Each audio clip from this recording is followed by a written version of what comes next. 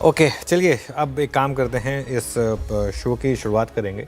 और Shreya, very good afternoon. Good afternoon. और typical expiry day market के लिए अगर आप देखें, पूरा दिन मार्केट ने एक रेंज में बिताया, लेकिन एक अच्छी चीज़ जो की इस बीच में, चाहे निफ्टी हो या बैंक निफ्टी, दोनों ने उस बाय जोन का रिस्पेक्ट किया और वहाँ से एक अच्छा मूव दिखाया। और दोनों इंडेक्स अब एक्चुअली देखें अगर आप, तो डे हाई पर है। हालांकि दोनों तरफ के मूव्स मिले। कहने को ये भी कह सकते हैं कि अगर आपने सेल किया तो भी पैसा बना होगा इंट्राडे में, ऑब्वियसली अगर आपने टाइमिंग सही की होती तो। लेकिन खैर जो भी है, ऑप्शन राइटर की रेंज को रिस्पेक्ट किया गया। सभी के सभी कॉल्स और पुट्स में वैल्यू कम हुई है आज, तो वो एक टिपिकल ऑप्शन राइटर, एक best expiry actually option writer के लिए। आखिरी एक घंटे में शायद एक मूव बचा हो मार्केट के लिए। Let's wait and watch, let's hope. एक और चीज़, रिलायंस क्लियरली अब मार्केट का लीडर यहाँ पर, और आज भी देखें तो रिलायंस ने ही लीड किया। नया 52 वीक हाई लगाया स्टॉक ने, ऑल टाइम हाई। बैंक्स ने आउट परफॉर्म किया आज, खासतौर से पीएसयू बैंक्स में शानदार मोमेंटम है।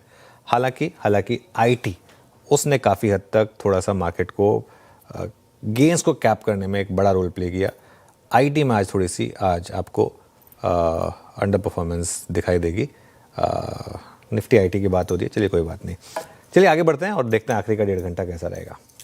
बिल्कुल, आखिरी का 1.5 घंटा अब कैसा रहेगा वो हम देखेंगे। लेकिन आज क्लियरली जैसा कि आपने मेंशन किया, दोनों तरफ की ट्रेड मिली है, वोलेटिलिटी थी मार्केट में।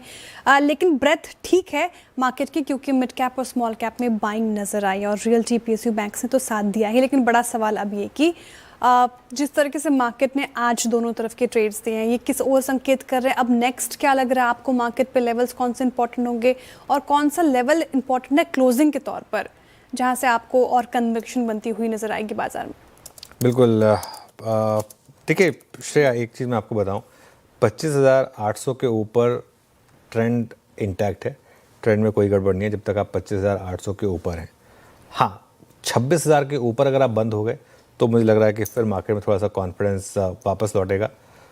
इस मार्केट में क्या है कि इंट्राडे में दोनों तरफ के मौके हैं, लेकिन पोजिशनली मेरा ये मानना है कि आप लॉन्ग रहें और डिप्स में पोजीशंस को और ऐड करें, तो वो मेरे ख्याल से एक आपके लिए एक अच्छी अप्रोच रहेगी। जहाँ तक निफ्टी की बात है, देखिए आज का लो है 25,925, तो 25,900 से 25,950 जो आज सुबह हमारा बाय जोन भी था, वो आपके लिए एक सपोर्ट का काम करेगा। और आज 26,050 तक तो नहीं गए हम, लेकिन ऑप्शन राइटर के हिसाब से 26,050 से 26,100 ये एक थोड़ा सा एक रेजिस्टेंस जोन है।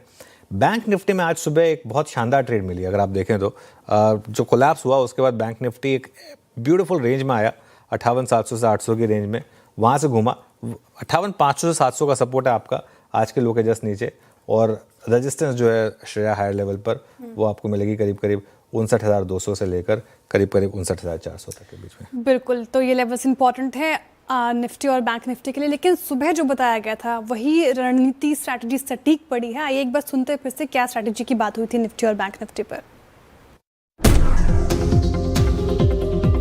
ऑप्शन राइटर फंसा तो आपको एक बहुत शानदार ट्रेड मिलेगी, वरना आपको उस रेंज को बेसिकली रिस्पेक्ट देना है। और वो रेंज क्या है? बेसिक रेंज जो है ऑप्शन राइटर की 25,820 से लेकर 26,100, चाहे तो उसको इवन आउट कर दें 25,800 से 26,100।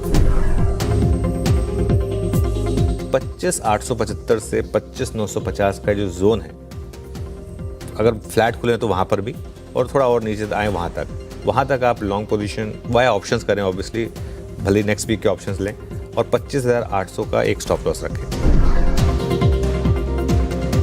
ये ऑप्शन राइटर्स की जोन है, तो एक बाइंग का बेस्ट जोन होगा 58,700 से 58,800 का, और एक स्टॉप लॉस लगा दीजिए 58,600 का। बैंक निफ्टी अभी भी काफ़ी स्ट्रांग है। चलिए, छोटी ट्रेड्स दी मार्केट ने, लेकिन आपको एटलीस्ट अगर आप देखें तो रेंज को रिस्पेक्ट करा और वो स्टॉप लॉस को रिस्पेक्ट करा, दोनों को। ये एक अच्छी चीज़ रही मार्केट के लिए। Veeru, good afternoon. Stock specific आज क्या एक्शन रहा? बिल्कुल अनुज, देखिए स्टॉक स्पेसिफिक हो जाए तो मैं with this time disclaimers channel का स्वामित्व प्रबंधन रिलायंस इंडस्ट्रीज होल्ड करते हैं। रिलायंस ये अनुज राइट फ्रॉम द फर्स्ट टिक जो इसने टेंडेमा क्रिएट किया, और जो ऑप्शन स्टैट्स हैं, जो फ्यूचर्स की बाइंग है, और एक और चीज़ जो रोल ओवर है, आई मीन इतनी कमांडिंग पोजीशन में ये स्टॉक विद आई थिंक वो जो रिपोर्ट का जिसका उल्लेख हुआ था अनुज, आज आप जरा बिल्डअप देखिए स्टिल नवंबर में। हालांकि ये पोजीशन स्क्वायर ऑफ हो जाएंगी, but look at December futures, आज 12% ओआई बिल्डअप हुआ, 1.144 करोड़ शेयर जुड़े हैं। तो तो रिलायंस एक स्ट्रॉन्ग हैंड में है एंड मोर स्पेशली इसने अब तक 16 अक्टूबर से लेकर अब तक यानी अर्निंग सीजन स्टार्ट होने से पहले ही जो इसमें एक मोमेंटम आया था उसमें कभी भी 10 डेमा को नहीं तोड़ा और आज फिर प्रूव किया कि 10 डेमा इसकी एक लोवेस्ट ट्रजेक्टरी है जिसको ये वायलेट नहीं कर रहा है। तो एक्यूट स्ट्रेंथ जहां पहले जिस काउंटर में है वो है रिलायंस इंडस्ट्रीज। मैं अभी सिर्फ स्ट्रेंथ वाले काउंटर्स को लूंगा। एक और चीज़ नज़र आ रही है, एक और स्टॉक जो अपने ऑल टाइम हाई को कैप्चर करने के लिए, स्ट्राइक करने के लिए, उसको क्रॉस करने के लिए बड़ा छटपटा सा रहा है, दैट्स हीरो मोटोकॉर्प। लिखा है ये डायरेक्टर साहब स्क्रीन पे, सितंबर 2024 का जो हाई था, जो इसके करियर का हाई भी है अनुज, जिस प्रकार के रोलोवर्स हैं, इस कार्यक्रम में चर्चा काफ़ी हुई है, हम बात काफ़ी पहले से भी कह रहे थे इस स्टॉक पे। 6068 पे डे हाई पे ट्रेड करता हुआ 87 रुपए ऊपर है, 90% rollovers with improved rollover cost. दिसंबर फ्यूचर्स में 3-3.25 लाख शेयर का बिल्डअप हुआ, एक हीरो मोटोकॉर्प। और मेरे ख्याल से मैं अगर एक बैंक का जिक्र ना करूं तो ये बेमानी होगी, that's AU small finance bank, 1.5% ऊपर। एक तो इसका राइजिंग ट्रेंड है ही, कोई दो राय नहीं है। एग्रेसिव ये मार्च 2025 के बाद हो गया था, बट एक और चीज़ हो रही है, अगर आप इसके चार्ट्स को बहुत बारीकी से देखें, पूरे इस 5 साल की साइकिल जिसमें मैं फरवरी 2020 से लेकर आज का प्राइस ले रहा हूं अनुज, मल्टीपल करीब 9 स्विंग हाइज हैं इस 5 साल की। ये चार्ट अपने और भी एक एग्रेसिव यानी एक राइजिंग चैनल को भी बाइसेक्ट करके और उस राइजिंग चैनल के अपर एज में एंटर करने की तैयारी कर रहा है। 87% रोलओवर, ह्यूज बिल्डअप, अच्छे रोलओवर कॉस्ट और अच्छा पोजिशनिंग। तो ये 3 स्ट्रक्चर्स जिस पर आप कह सकते हैं एक्यूट स्ट्रेंथ है। पर अनुज, एक बार आज फिर से ये प्रूव हुआ कि bank Nifty is the king जनाब। इसके बिना और with in Nifty bank PSUs के बिना अभी स्ट्रेंथ लोकेट करना मुश्किल है। एंड स्पेशली ये जो तेजी है अनुज, क्लोजर टू पॉलिसी, इसके मीनिंग क्या है? वीरो, इसके सिंपल एक ही मीनिंग है कि मार्केट अभी एक्सपेक्ट कर रहा है कि अगला जो क्यू है वो रेट कट है और वो बहुत दूर नहीं है, यहाँ से अब 10 ही दिन दूर है। देखिए हमारी मार्केट क्या है ना, हमारी मार्केट उस बच्चे की तरह है जिसको आपको कुछ ना कुछ खिलौना पकड़ाना पड़ता है और वो काम हमारा है, क्योंकि अब हमारे पास भी बहुत ज़्यादा कुछ बात करने को है नहीं। Earning season over, election over, trade deal अब तक हुई नहीं, तो अब हम बात क्या करेंगे रोज़ रोज़। तो लेकिन जोक्स असाइड, क्लियरली मार्केट का टेक्सचर आपको बता रहा है जिस तरीके से। और पीएसयू बैंकों पर वीरो हम कितना बुलिश रहे हैं आपको पता ही है। पीएसयू बैंक्स और टीयर 2 बैंक्स, इन पर हम काफ़ी बुलिश रहे हैं, लगातार बात हुई है कि इन पर आप अपना पॉजिटिव व्यू बना के रखें। तो आई थिंक ये एक चीज़ और आपको बता रही है कि ये गो टू पॉकेट है मार्केट की। स्पेशली यहाँ पर एक और अच्छी चीज़ ये है कि आप कोई भी पीएसयू बैंक उठा के देख लें, कोई भी बैंक आपको महंगा नहीं मिल रहा है। आज की डेट में भी एसबीआई 1000 रुपये पर अगर आप देखें वैल्यूएशन वाइज सस्ता है कंपेयर टू लास्ट ईयर जून 2024। ऐसा आप बहुत सेक्टर्स के बारे में, बहुत स्टॉक्स के बारे में नहीं कह पाएंगे, लेकिन एसबीआई के केस में आप ये कह सकते हैं। और देखिए किस तरीके से तेज़ी से भाग रहा है बाय द वे स्टॉक। तो I think it's a combination of all of this. लेकिन जो सबसे ऊपर, जो सबसे बड़ी ओवर आर्चिंग थीम है वो मेरे ख्याल से है रेट कट की एक्सपेक्टेशन। चलिए श्रेया, कार्यक्रम को आगे बढ़ाएं। जी, लेकिन मैं सवाल ये इसी पर था, थोड़ा और विस्तार में जानना चाहूँगी। अब हम नवंबर सीरीज़ को टाटा बाय बाय कह रहे हैं, नेक्स्ट सीरीज़ का आउटलुक क्या लग रहा है आपको? साथ ही कौन से क्यूज और ट्रिगर्स जो अब ड्राइव करेंगे? आई थिंक इन पार्ट मैंने उसका जवाब दे दिया जब वीरो के सवाल का मैंने जवाब दिया। लेकिन आउटलुक, हाँ बिल्कुल।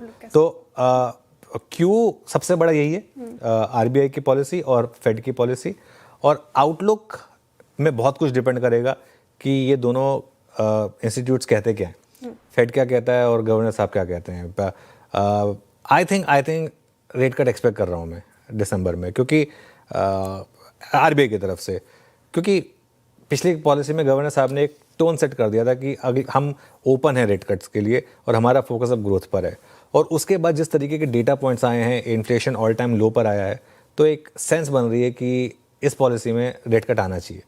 और अगर वो आया तो मुझे लग रहा है कि वो वाकई में एक और बड़ा क्यू होगा। वो जब हमने बात की थी बैंक निफ्टी में 60,000 तक का रास्ता खुला है, बड़ा टारगेट 60,000 का है, आई थिंक वो ओपन हो जाएगा। फिर अगर उसके लिए मुझे लग रहा है कि वो रेट कट की ज़रूरत है, तो ये आई थिंक होगा। और आउटलुक मेरा पॉजिटिव है दिसंबर सीरीज़ को लेकर। दिसंबर सीरीज़ में एफआईआईज भी छुट्टी पर जाते हैं, तो उनकी तरफ से थोड़ा सा सेलिंग इंटेंसिटी भी, आप हंस रही हैं लेकिन ये फैक्ट है, थोड़ा सा सेलिंग इंटेंसिटी भी कम हो जाएगी, तो थोड़ा सा वहाँ से भी हमको रिलीफ मिलेगा। वैसे ही उनकी सेलिंग इंटेंसिटी थोड़ी तो कम हुई है, लेकिन और कम हो जानी चाहिए होपफुली। तो ये मुझे लग रहा है कि शायद थोड़ा सा एक और मार्केट के लिए पॉजिटिव रह सकता है। बिल्कुल आउटलुक पॉजिटिव है आपका दिसंबर सीरीज को लेकर, और फेड रेट कट एक बड़ा ट्रिगर होगा मार्केट के लिए। चलिए अब आगे बढ़ते हैं और सबसे पहले ट्रेंडिंग स्टॉक्स की बात कर लेते हैं, क्योंकि हालांकि मार्केट दायरे में था लेकिन फिर भी इन ग्रीन ट्रेड करने में कामयाब है। तो शुरुआत तेजी के ट्रेंडिंग स्टॉक्स के साथ करते हैं। कौन कौन से स्टॉक्स ने आज संभाला है बाजार को, कहाँ पर ज़्यादा खरीदारी होती हुई नजर आई है आपके स्क्रीन पर